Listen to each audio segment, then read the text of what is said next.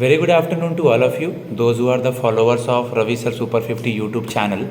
Check my Instagram link also. We are available on Instagram now.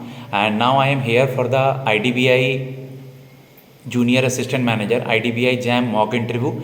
Take help from it and start preparation because they will announce the date soon. Okay, please start. May I come in, sir? Yes, please come. Very good afternoon, ma'am, and very good afternoon to all panel members and respected sir. Very good afternoon. Please have a seat. Thank you, sir.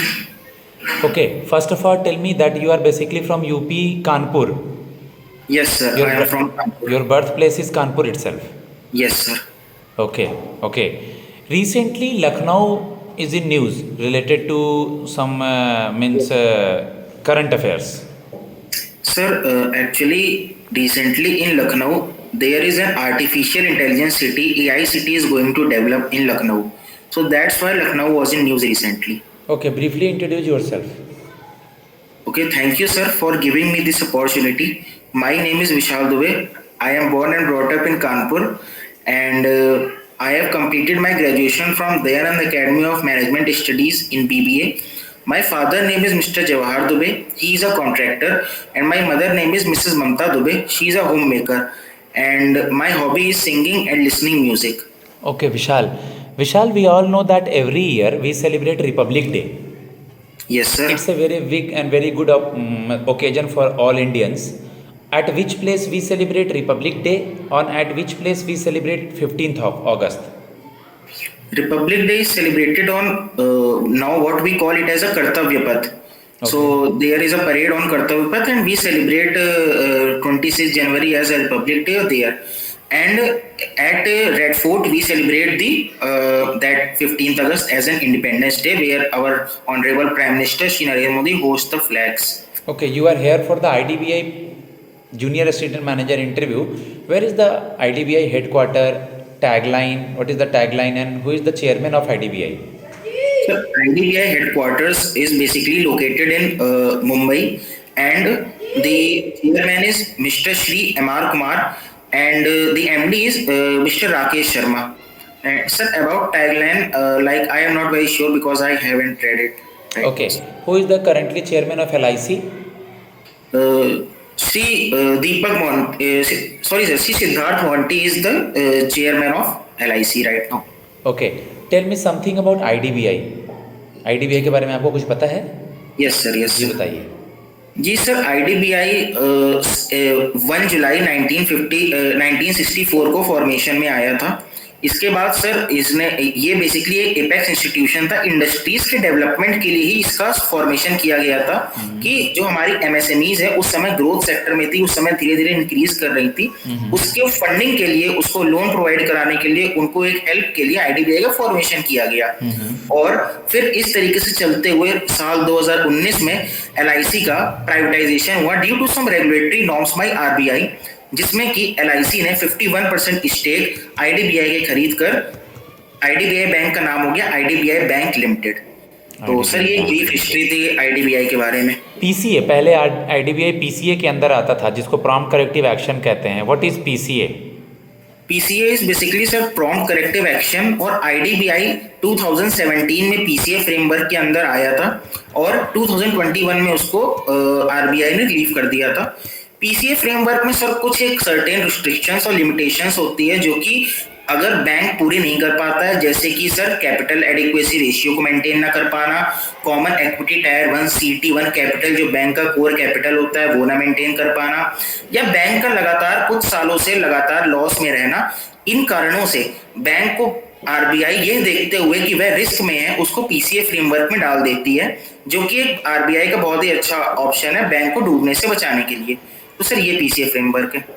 अभी जैसा कि हम लोगों ने सुना है कि कुछ दिन पहले बृहस्पतिवार को थर्सडे को मॉनेटरी पॉलिसी आई. Yes sir. मॉनेटरी पॉलिसी में कुछ बातें अगर आपको याद हो तो पहले मॉनेटरी पॉलिसी होता क्या है, और इस बार जो मॉनेटरी पॉलिसी आई है इसके बारे में कुछ. Sir monetary policy basically RBI हर साल लाइक हर 2-3 मंथ्स में ये इशू होता है सर. मंथली मॉनेटरी पॉलिसी 2 महीने पे. जी सर. इसमें क्या होता है, आरबीआई मार्केट का इन्फ्लेशन, मार्केट का ग्रोथ और हर चीजों को कंसीडर करते हुए एक रेट डिसाइड करती है, जिसके अंदर कई सारे फैक्टर्स होते हैं, रेट्स होते हैं, जैसे कि sir repo rate, reverse repo rate, CRR, SLR, ML और सर एक बैंक रेट होता है सर। तो इस बार का जो रेट्स थे सारे, वो कोई भी रेट चेंज नहीं हुए हैं, और इसी का डेटा है मॉनेटरी पॉलिसी का कि आरबीआई का जो स्टैंस है सर वो अकोमोडेटिव स्टैंस है। अकोमोडेटिव स्टैंस का मतलब होता है सर कि आरबीआई चाहता है कि मार्केट में पैसा फ्लो हो और लोग उसको खर्च करें। एंड एट लास्ट सर इसमें इन्फ्लेशन की भी बात कही थी, जो कि हमारा टॉलरेंस बैंड 4 ±2% होता है। तो करंट में हमारा इन्फ्लेशन 4.8% के अप्रॉक्स था, तो सर जो कि एक बहुत ही अच्छा हम लोगों ने अचीव किया है लास्ट फ्यू मंथ से सर।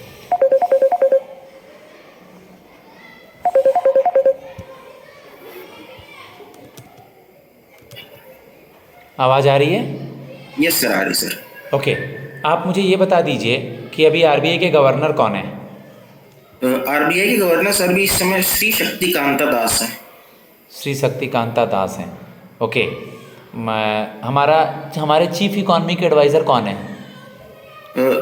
हमारे chief economic advisor Anant Nageswaran ji हैं। अनंत नागेश्वरन जी हैं। Okay, chief justice of India कौन है?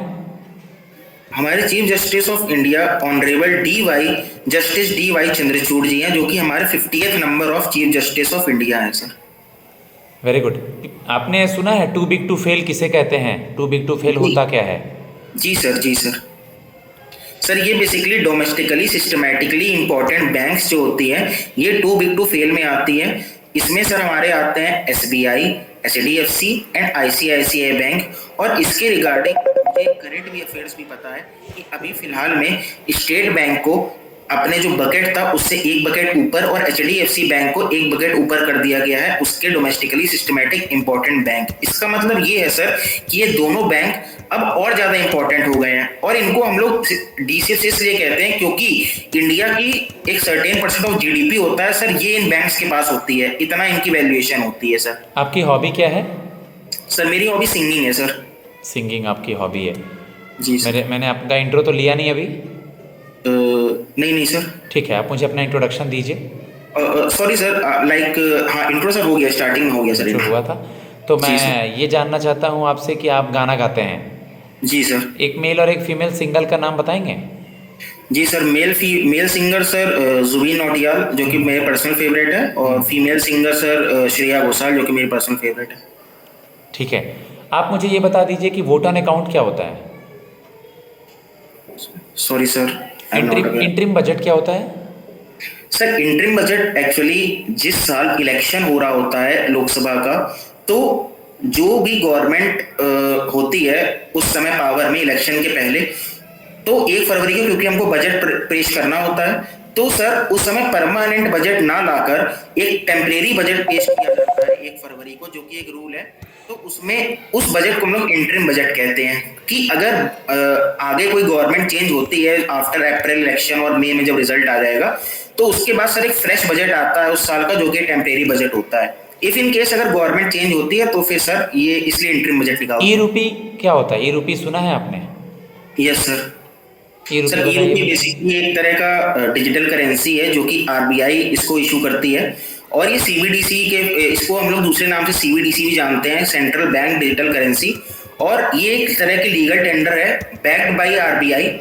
तो ये सर एक सीबीडीसी है, और ये हमारा जो डिजिटल इंडिया मूवमेंट है या फिर हमारे इकोनॉमी को डिजिटल बनाने के लिए जो पहल है उसके तरफ ये एक बहुत बड़ा कदम है आरबीआई का सर। गुड। यूपीआई क्या है? UPI sir unified payment interface. इसके बारे में कुछ बताएंगे? बेसिकली होता क्या है सर कि जब हम लोग आज के समय में जब डिजिटल ट्रांजैक्शन करते हैं वाया फोन, वाया किसी भी चीज, लाइक फोन के थ्रू ही बेसिकली ये यूज होता है, तो हम लोग यूपीआई के थ्रू पेमेंट करते हैं।